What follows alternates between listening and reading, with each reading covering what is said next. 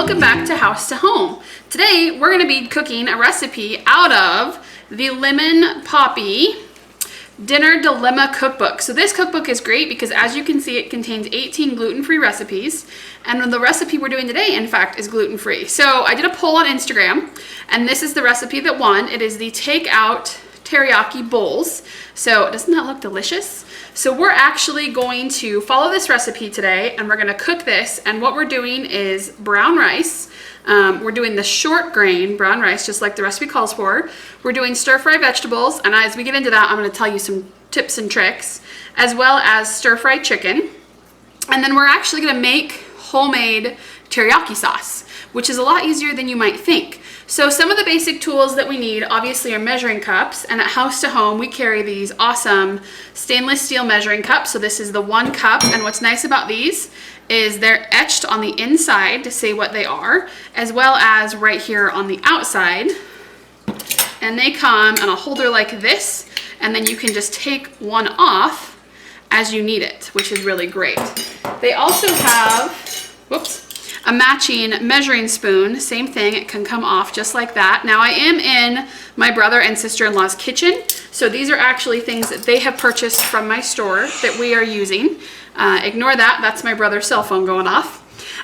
This recipe calls to use a wooden spoon. So one of the wooden spoons that we sell in the store is an Olivewood. This is called a Spoonula, so it's a spoon and a spatula.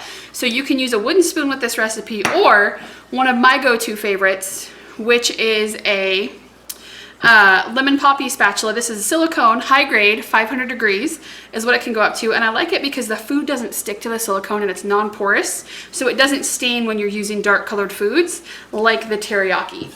And then of course we're going to need a set of bowls to carry things. So this is a set that we carry at House to Home. Again, I'll make sure that all of this is linked in the description box.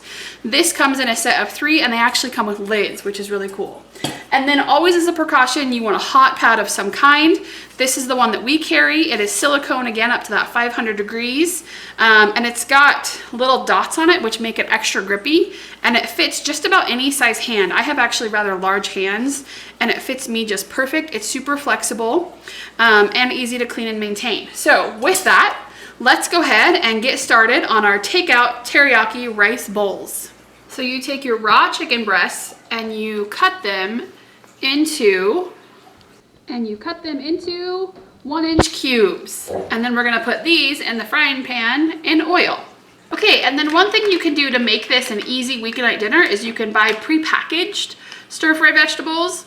I like to do this, and then I actually like to add in raw vegetables as well, things like zucchini, mushrooms. Sometimes I like to double up on like the sugar snap peas. So you get your vegetables together, and then it looks like this. So this is, as you can see, I've added things like mushrooms, I've added some additional sugar snap peas, as well as the frozen vegetables. There's also some fresh zucchini in here.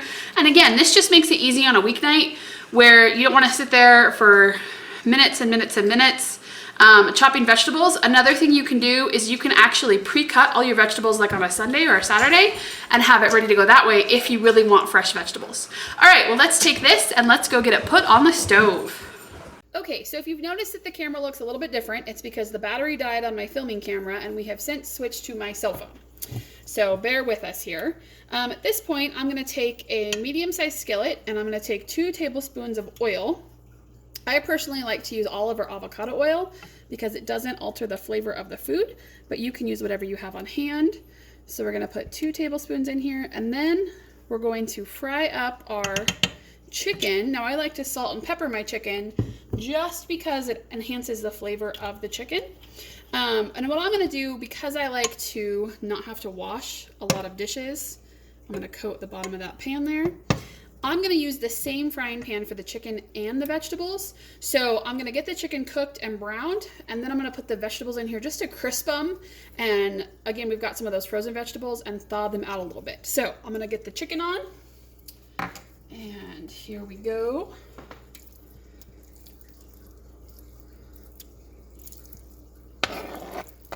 And you might see some green stuff on this cutting board, and that's because I cut the vegetables first before I cut that chicken. So I'm going to put the chicken in just like that, and then I'm going to grab And again, I am not in my kitchen. I'm at my brother and sister-in-law's. So I'm just going to sprinkle some salt, maybe. There we go, some salt on this. And some pepper. Just making sure I grab the right things here. It's always an adventure when you cook in somebody else's kitchen. And then I'm going to take my trusty silicone spatula. Again, this is non-porous, which is really nice, so none of this chicken juice sticks on this. And as you can see, that chicken is just sliding right off. Okay, so hold on a second here because I've got different things happening. And with that, we're going to let this cook and we're going to check back in just a minute. So now that the chicken and the vegetables are going, let's go ahead and talk about this homemade teriyaki sauce. So you're going to need a saucepan and a small bowl. And then we're looking at soy sauce, water, ground ginger, garlic powder, brown sugar, honey, sesame oil, cornstarch, and a cup of very cold water. Now, one little tip that I like to talk about the soy sauce, if you are soy intolerant, there's actually a product called coconut aminos that has no soy in it, but tastes just like soy sauce. So typically I found it at places like Whole Foods or Safeway, neither are a sponsor, but a lot of your more healthy centric grocery stores will have that. And again, it's coconut aminos. So if I can find it, I might link it down below in the description box, but that's just for those of you who are soy intolerant or maybe don't like to use soy sauce as much because of the salt content. So with that, let's go ahead and take our saucepan and our small bowl and of course our measuring utensils, and let's go make that sauce. And just like that, you mix all of your wet ingredients with the exception of the very cold water into a saucepan, and then I'm going to take this and go put it over medium heat, dissolve that brown sugar, and then we'll add our cornstarch and our very cold water. Now that we have our chicken browning nicely, we're going to add the vegetables. And again, you don't have to use the same pot. You can use a different one. I just don't like to do the dishes. So I'm going to add the additional 2 tablespoons of oil, like it said. And trying to pour out of their fancy jug is driving me nuts here. All right. So there's 1. And there's 2. And then from here, we are going to add the vegetables. Now this is going to get loud because that's a hot pan and these are cold vegetables. And I like to go vegetable heavy when I do a stir fry. So I'm going to get that nice and mixed. And again, we're just kind of steaming these vegetables. Still want them to be crunchy. So it's about 3 to 5 minutes that they're going to cook in here. That chicken's going to continue to brown, which is nice. I'm going to get these guys coated in, and I'm going to continue to stir it here. Go. I'm throwing stuff on the floor.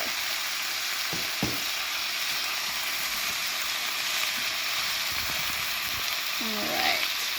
And look at how nicely that food just rolls right off of that silicone spatula. And again, I will make sure that I link that cookbook that this recipe came from, as well as everything I used in the description box below. I just want to point out here, I've got the teriyaki sauce back in the background here. I did add the cornstarch and water mixture, and I used a push whisk that I sell at House to Home. It's pretty awesome, especially if you have wrist problems. It makes whisking really simple. So that's good to go there. All right, and we're just going to let this simmer for a little bit, and I'll check back in. Okay, so I went ahead and got the rice cooked, and this is 3 cups of water for 1 1/4 cup of short grain brown rice. Important thing to note about this is that you don't add salt to the water when you're cooking the rice. You actually flavor the rice with salt once it's cooked. So this has been cooked and fluffed. So we're going to take this and we're going to put it in the bowl first. Then we've got our stir fry over here. So we've got our chicken and our vegetables that are nice and crispy. And so we're going to put them on the bowls next. And then we're going to drizzle with our homemade teriyaki sauce. So, and again, I will link all of this cooking equipment down below. And let's start putting some rice in some bowls. So I'm just gonna flop just a nice amount of rice. These bowls are kind of big. So just gonna put a little bit of rice as the base here. Kind of spread that out. Then I'm gonna come back and I'm going to get, and this pan is too small for what I did with it. So it's very, very heavy. So I'm gonna scoop this up and I'm just gonna layer it right over the top there.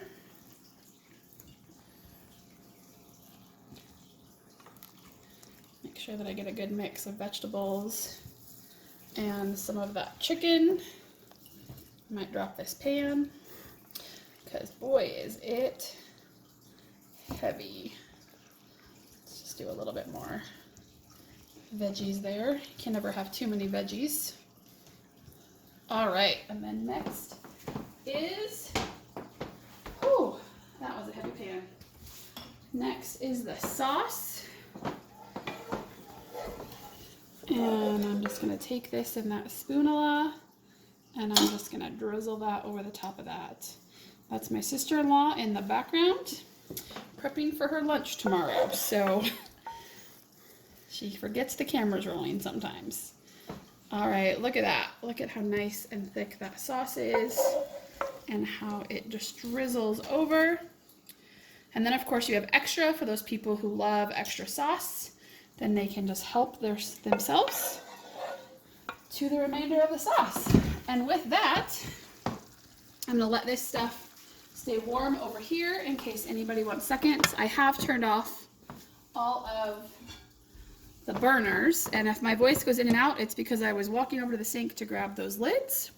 So let's throw that over there, and let's take the first bite. So I'm gonna go ahead and mix this up a little bit because I like to get everything in a bite. So here is some rice, some chicken, and you are not gonna see my face because that's just weird to watch somebody eat.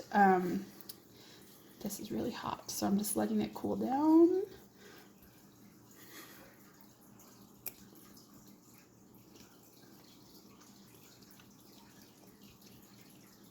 And I'm awkwardly chewing on camera.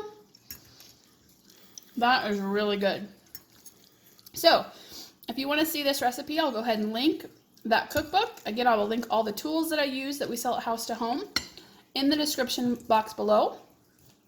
If you like this video and want to see more, don't forget to hit that subscribe button and that notification bell so that you're alerted when new videos come out. And until next time, have a great day.